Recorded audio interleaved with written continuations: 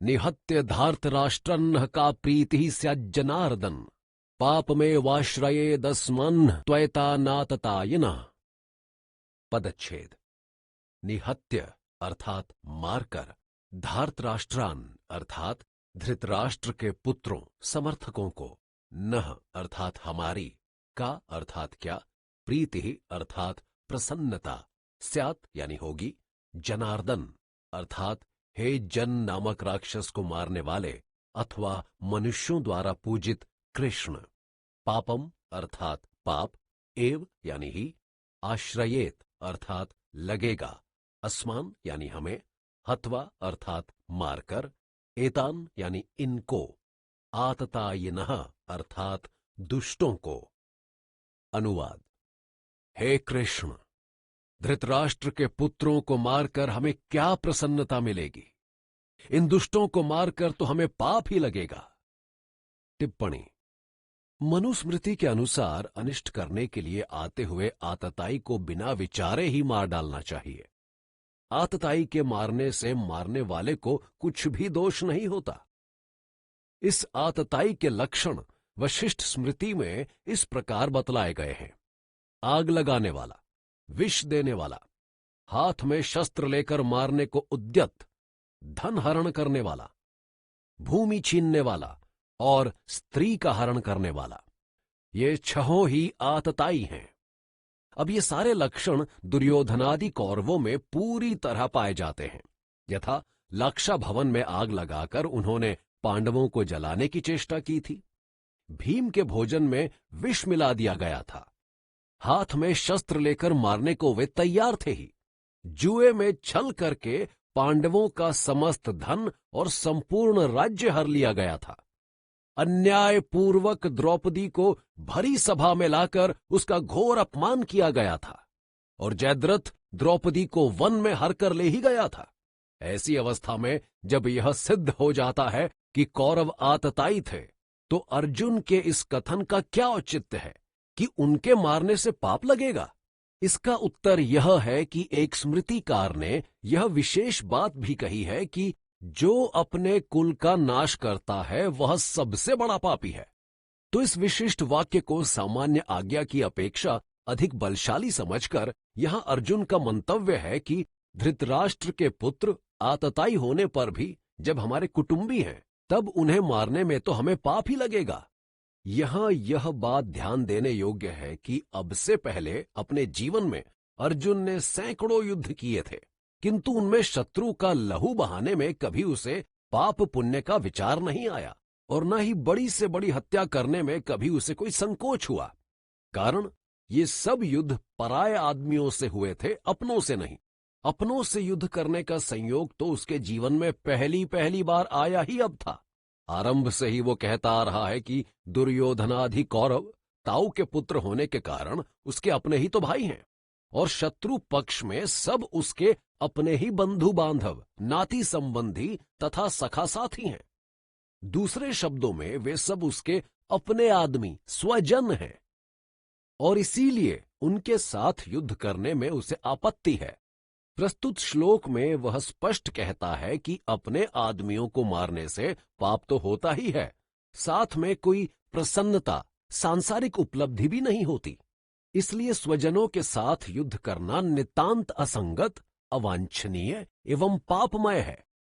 इस अध्याय के अंत तक अर्जुन अपने इसी मत का सशक्त प्रतिपादन करता है और युद्ध न करने के अपने निश्चय को बार बार दोहराता है। तस्मान्नारहा वयम हंतुम धार्तराष्ट्रान् स्वबान्धवान् स्वजनम ही कथम हत्वा सुखिना स्याम माधव। पदच्छेद।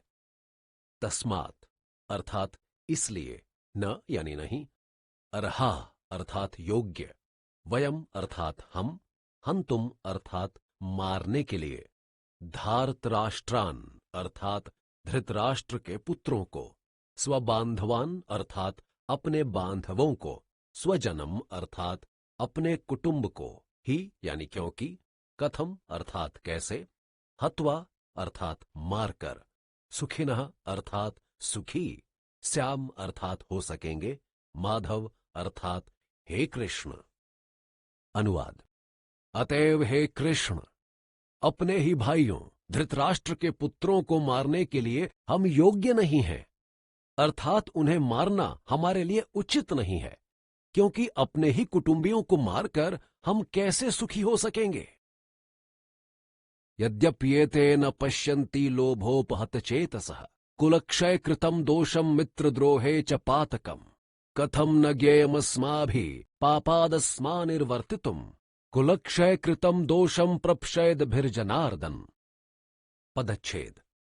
यद्यपि अर्थात हालांकि, अगरचे, एते अर्थात ये लोग, न यानी नहीं, पश्यन्ति अर्थात देखते हैं, लोभोपहत चेतसः अर्थात लोभ से भ्रष्ट चित्त बुद्धि हुए, कुलक्षय कृतम अर्थात कुल के नाश से उत्पन्न, दोषम अर्थात बुराई को, मित्रद्रोहे अर्थात मित्रों के साथ विरोध करने में, च यानी और, पातकम अर्थात पाप को, कथम यानी क्यों, न यानी नहीं, ज्ञेयम अर्थात विचार किया जाना चाहिए, अस्माभि अर्थात हमसे, पापात अर्थात पाप से, अस्मात् यानी इससे, निवर्तितुम अर्थात हटने के लिए, कुल क्षय कृतम अर्थात कुटुंब के नाश करने से उत्पन्न को, दोषम अर्थात दोष को, प्रपश्यदभि अर्थात स्पष्ट देखने वालों से, अच्छी प्रकार जानने वालों से, जनार्दन अर्थात हे कृष्ण। अनुवाद। यद्यपि लोभ से भ्रष्ट चित्त हुए ये लोग कुल के नाश से उत्पन्न दोष को और मित्रों से विरोध करने में पाप को नहीं देखते, तो भी हे कृष्ण, कुटुंब के नाश से उत्पन्न बुराइयों को साफ साफ देखने वाले अर्थात भलीभांति जानने वाले हम लोगों को इस पाप से हट जाने के लिए क्यों नहीं विचार करना चाहिए। कुलक्षये प्रणश्यन्ति कुलधर्मः सनातनः धर्मे नष्टे कुलम कृत सनम धर्मोऽभिभवत्युत। पदच्छेद। कुलक्षये अर्थात कुल के नाश होने पर, प्रणश्यन्ति अर्थात नष्ट हो जाती हैं, कुलधर्मः अर्थात कुल की धार्मिक प्रथाएं, सनातनः अर्थात प्राचीन, धर्मे अर्थात धर्म के, नष्टे अर्थात नाश हो जाने पर, कुलम यानी कुल को, कृत्स्नम अर्थात संपूर्ण को, अधर्मः अर्थात पाप, अभिभवति अर्थात बहुत दबा लेता है, उत अर्थात भी और। अनुवाद।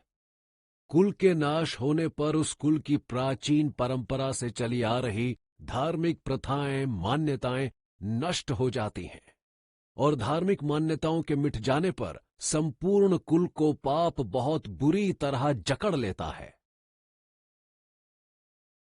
अधर्माभिभवात् कृष्ण प्रदुष्यन्ते कुल स्त्रियः स्त्रीषु दुष्टाशु वार्ष्णेय जायते वर्ण संकरः। पदच्छेद।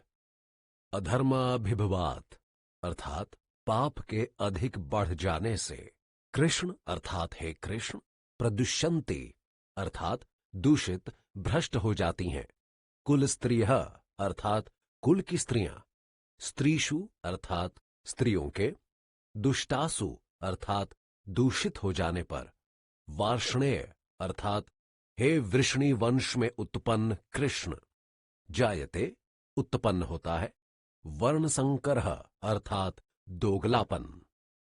अनुवाद। हे कृष्ण, पाप के अधिक बढ़ जाने से कुल की स्त्रियां अत्यंत दूषित, भ्रष्ट, व्यभिचारिणी हो जाती हैं, और हे वार्ष्णेय, स्त्रियों के पतित हो जाने पर वर्ण संकर उत्पन्न होता है, अर्थात दोगली अंतर्वर्णीय संतान होने लगती है। संकरो नरकायैव कुलघ्नानां कुलस्य च पतन्ति पित्रो ह्येषां लुप्तपिंडोदक क्रिया। पदच्छेद। संकरः अर्थात वर्ण संकर, नरकाय अर्थात नरक के लिए, एव यानी ही, कुलघ्नानाम अर्थात कुल घातियों, कुल का नाश करने वालों के, कुलस्य अर्थात कुल का, च यानी और, पतंती अर्थात गिर जाते हैं, पितरः अर्थात पितर लोग, ही अर्थात भी, लुप्त पिंडोदक क्रिया अर्थात लोप हुई पिंड और जल की क्रिया वाले। अनुवाद। वर्ण संकर कुल घातियों को और कुल को नरक में ले जाने के लिए ही होता है। लुप्त हुई पिंड और जल की क्रिया वाले अर्थात श्राद्ध और तर्पण से वंचित इनके पितर लोग भी अधोगति को प्राप्त होते हैं। टिप्पणी। लुप्त पिंडोदक क्रिया, इसके द्वारा हिंदुओं की सुविख्यात धार्मिक क्रिया श्राद्ध का निर्देश किया गया है। श्राद्ध में जो पिंड दान किया जाता है और पितरों के निमित्त ब्राह्मण भोजनादि कराया जाता है वह पिंड क्रिया है, और तर्पण में जो जलांजलि दी जाती है वह उदक क्रिया है। इन दोनों के समाहार को पिंडोदक क्रिया कहते हैं। इसी का नाम श्राद्ध तर्पण है। शास्त्र और कुल मर्यादा को जानने मानने वाले लोग श्राद्ध तर्पण किया करते हैं, परंतु कुल घातियों के कुल में धर्म के नष्ट हो जाने से जो वर्ण संकर उत्पन्न होते हैं वे अधर्म से उत्पन्न और अधर्माभिभूत होने के कारण प्रथम तो श्राद्ध तर्पणादि क्रियाओं को जानते ही नहीं, फिर कोई बतलाता भी है तो श्रद्धा न होने से उन्हें नहीं करते, और यदि करते भी हैं तो शास्त्र विधि के अनुसार उनका अधिकार ना होने से वे पितरों को मिलती नहीं। इस प्रकार जब पितरों को संतान के द्वारा पिंड और जल नहीं मिलता तब उनका पतन हो जाता है।